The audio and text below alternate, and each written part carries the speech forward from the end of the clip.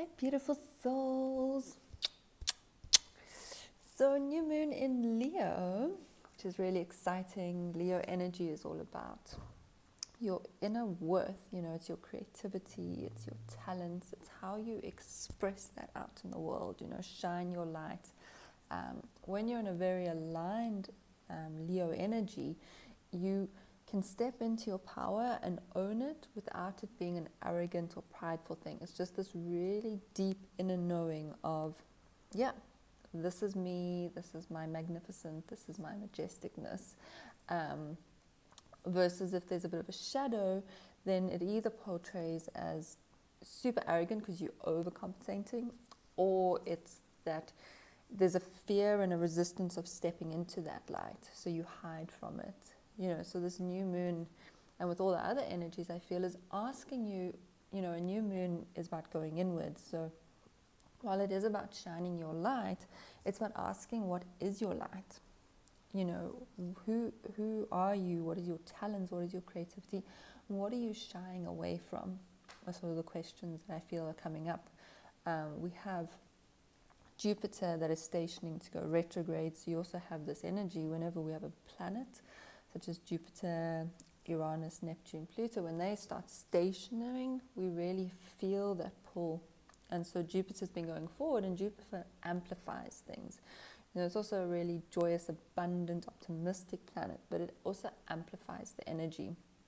So at the stationing point, it's really starting to get ready to go backwards, and it's going to go backwards through Aries till, I think, end of October, the 28th.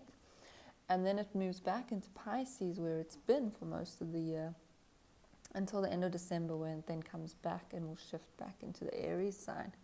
And so it really is this energy that we have, is while you're going in and percolating about, where am I not stepping into my worth? Why am I hiding my light? Why am I thing?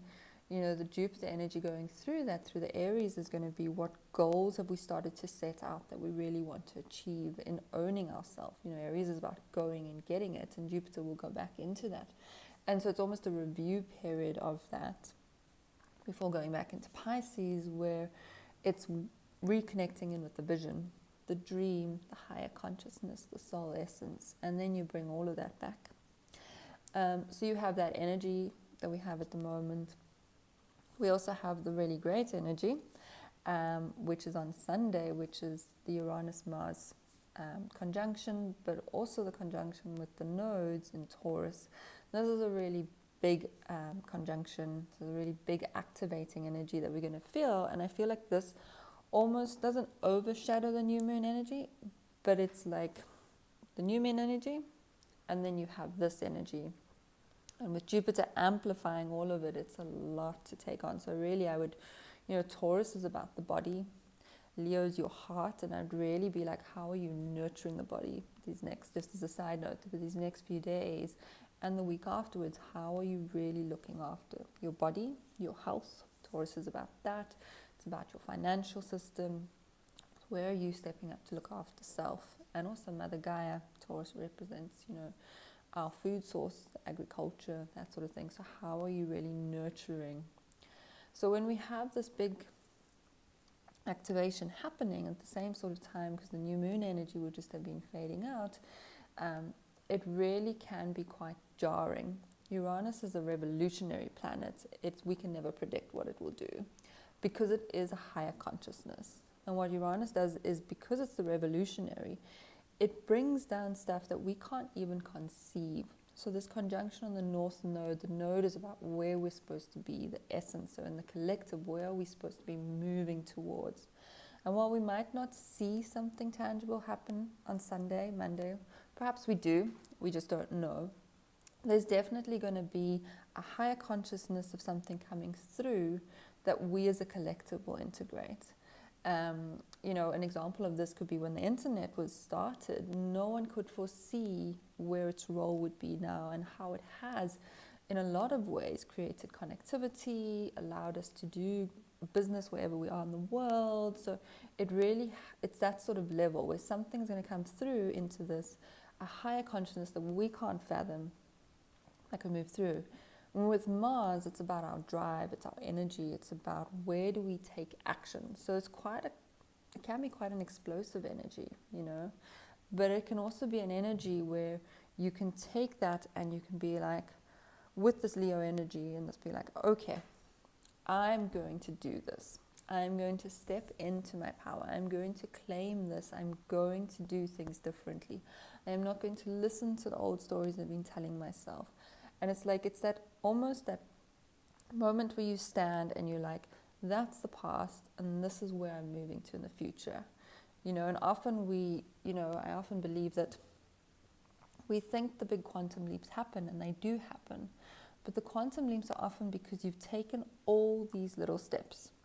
And this feels like it's one of those where you can be like something that potentially you've avoided or you really wanted to do, but you're just not sure, and you have all these little things. This is a moment where you can sit with the new moon energy, really go deep within self, ask those questions, really allow that to bubble up.